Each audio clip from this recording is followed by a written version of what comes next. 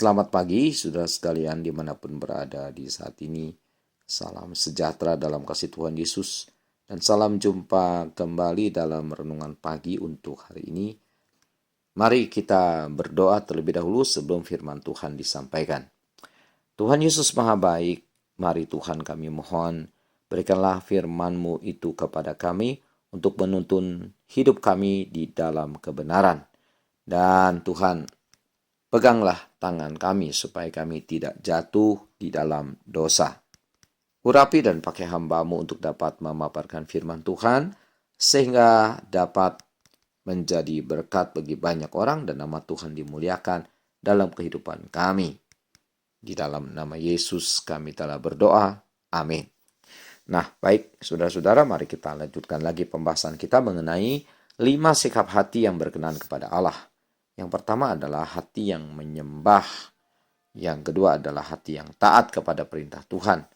Dan mari sekarang kita bahas yang ketiga, yaitu hati yang bersih atau hati yang suci. Mari kita buka ayatnya dalam Injil Matius pasal yang kelima ayat 8. Injil Matius 5 ayat 8 berkata begini, "Berbahagialah orang yang suci hatinya, karena mereka akan melihat Allah." Ini adalah khotbah Yesus di bukit, saudara-saudara, pada waktu itu. Dan apa yang dikatakan Yesus pasti benar. Karenanya kita harus menerimanya dan mencamkan dalam hati serta pikiran kita. Berbahagialah orang yang suci hatinya atau kudus hatinya atau bersih hatinya. Dan mereka akan melihat Allah. Sekarang timbul pertanyaan, yang bagaimana yang suci hatinya itu? Yang bagaimana yang bersih hatinya itu? Jelas, yang suci hatinya atau bersih hatinya terbebas dari hal-hal yang jahat, hal-hal yang najis, hal-hal yang berlawanan dengan firman Tuhan, hal-hal yang berbau dosa. Mari kita lihat ayatnya dalam Injil Matius 15 ayat 19.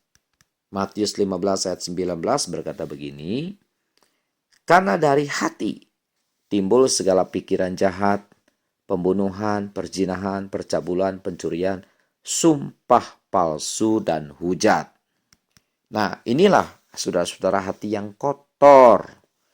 Dan sebaliknya, kalau disebut hati yang bersih, artinya tidak ada hal-hal yang jahat, tidak ada niat-niat membunuh, tidak ada niat berzina, tidak ada niat berbuat cabul, tidak ada niat mencuri, tidak ada niat untuk bersumpah palsu, dan tidak ada niat untuk menghujat, dan tentu saja dan lain sebagainya.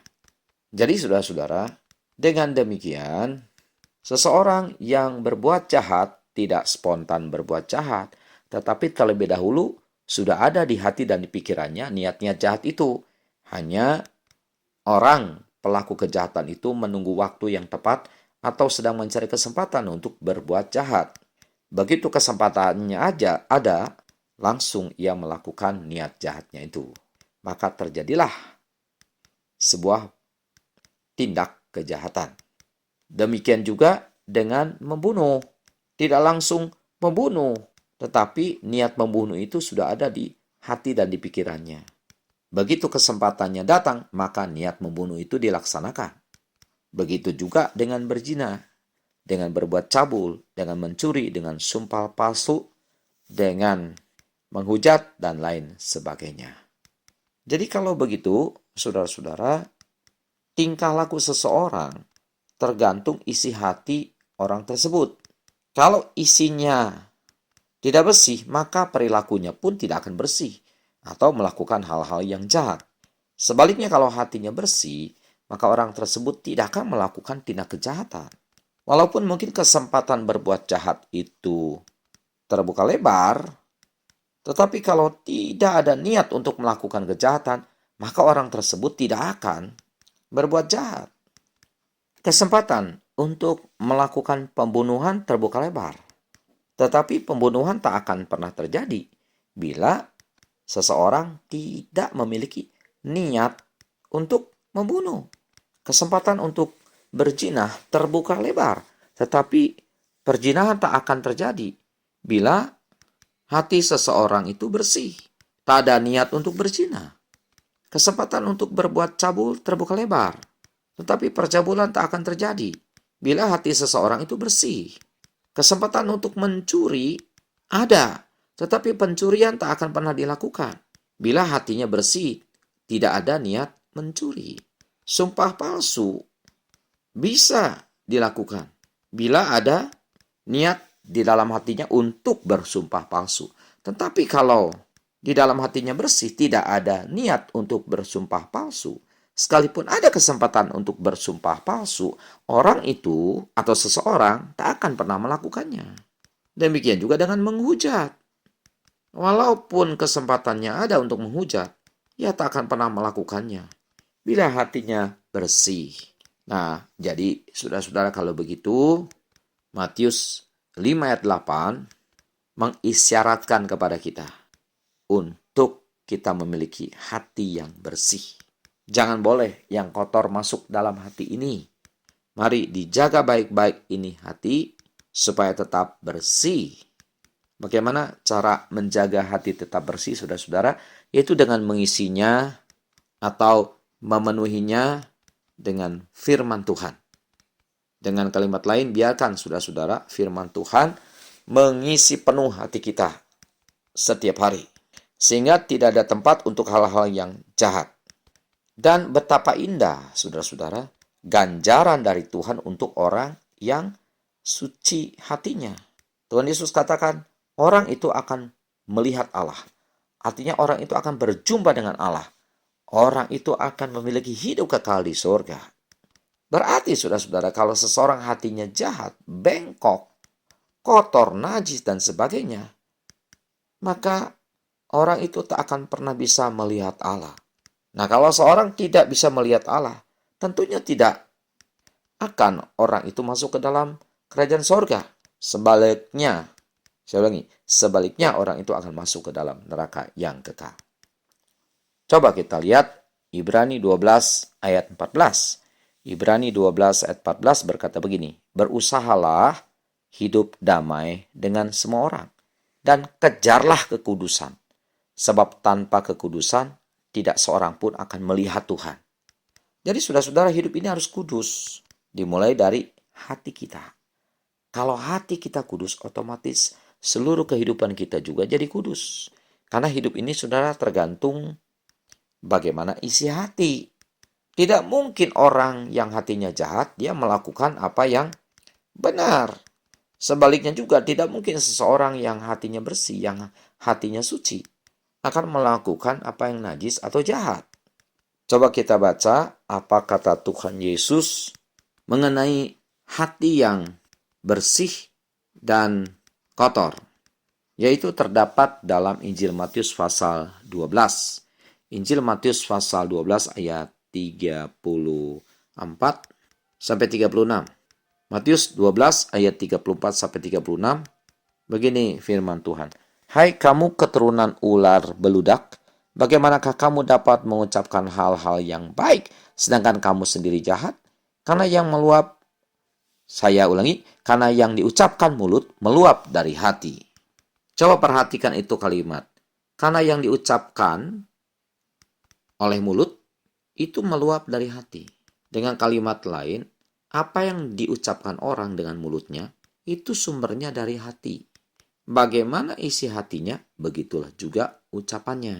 Kalau seseorang bersih hatinya, maka yang diucapkan adalah hal-hal yang baik, hal-hal yang bagus, hal-hal yang terpuji. Pasti kalimat-kalimat yang diucapkan bukanlah kalimat yang tidak senonoh. Sekarang kita baca ayat 35.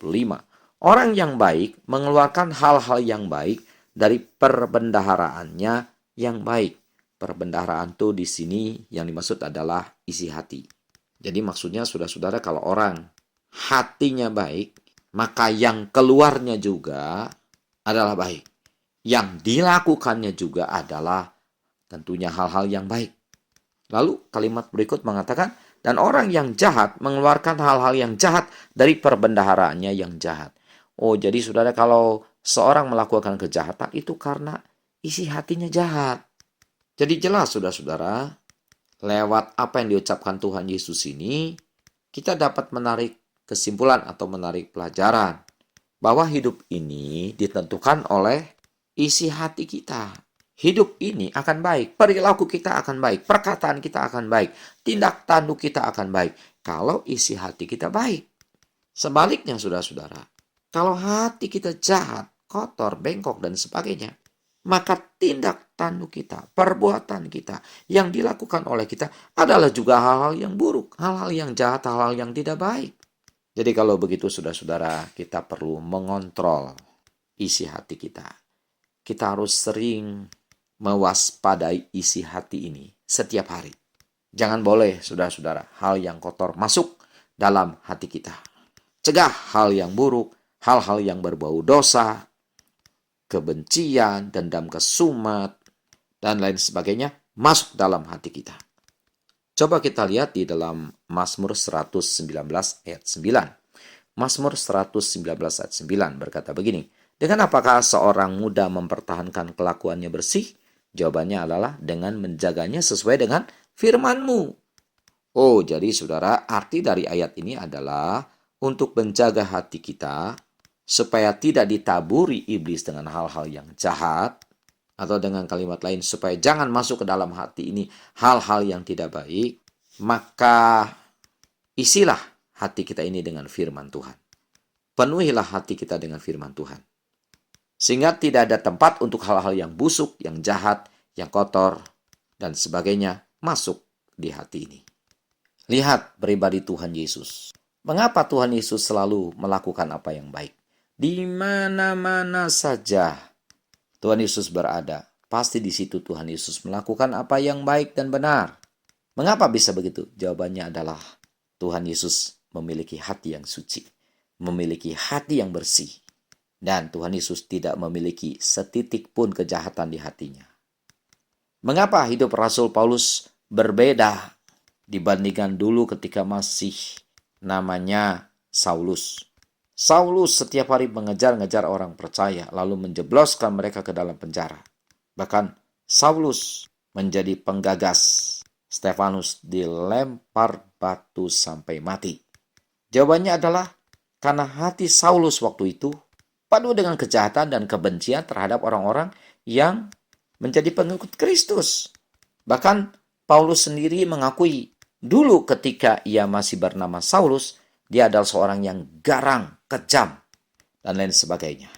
Tapi setelah dia berjumpa dengan Yesus, Tuhan Yesus menjamah hidupnya, menjamah hatinya, dan Paulus dipenuhi Roh Kudus, hatinya dipenuhi firman Tuhan, maka tidak ada lagi tempat di hati Paulus untuk segala jenis kejahatan. Tidak ada lagi kegarangan di hatinya. Tidak ada lagi kekejaman di hatinya. Yang ada di hati Paulus sekarang adalah hati yang kudus. Dia bersih dan bebas dari segala macam kejahatan. Otomatis dia berhenti melakukan kejahatan. Setelah ia bernama Paulus, ia selalu melakukan apa yang benar. Dia membela pekerjaan Tuhan mati-matian. Bahkan berani mati demi Kristus. Mengapa bisa begitu, saudara-saudara? Sekali lagi, hatinya sudah disucikan oleh Tuhan. Kalau orang hatinya sudah disucikan oleh Tuhan, pasti apa yang dikerjakannya adalah juga hal-hal yang suci. Dan ini bisa terjadi bukan hanya dalam kehidupan Paulus, tapi juga di dalam kehidupan saudara dan saya. Karena itu saudara-saudara, mari isi hati kita dengan firman Tuhan selalu, sehingga hati kita bersih, hati kita kudus, hati kita lurus, penuh dengan ketulusan. Hal-hal yang jahat tidak ada lagi dalam hati kita. Dan kalau sudah begini, tentunya kita berkenan di hadapan Allah. Ini adalah menyenangkan hati Allah. Nah, siapa di antara kita saat ini yang mendengar renungan ini, saudara-saudara merasa bahwa aduh hati saya kotor, penuh dengan kebencian, penuh dengan hal-hal yang jahat. Mari bertobat saudara-saudara, kita mengakui segala kejahatan kita, minta ampun kepada Tuhan dan minta kekuatan dari Roh Kudus untuk kita mampu melakukan perintah Tuhan ini, yaitu memiliki hati yang bersih atau hati yang suci. Supaya sekali waktu kita bisa berjumpa dengan Allah kita yang kita cintai, yaitu Allah di dalam Tuhan Yesus Kristus, di dalam kerajaan surga untuk selama-lamanya. Tuhan memberkati, mari kita berdoa. Kami terima firman-Mu Tuhan, hanya tolonglah kami untuk kami dapat melakukannya. Kami rindu memiliki hati yang bersih seturut kehendak-Mu. Di dalam nama Yesus kami berdoa. Amin.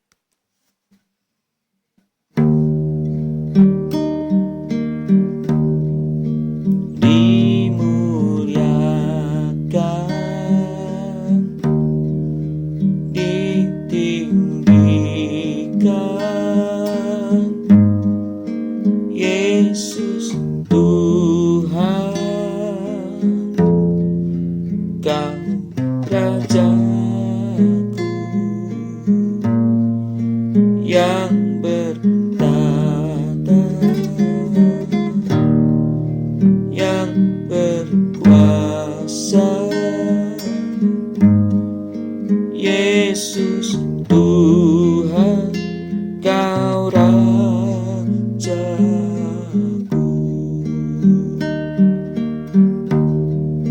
Yesus Tuhan, Kau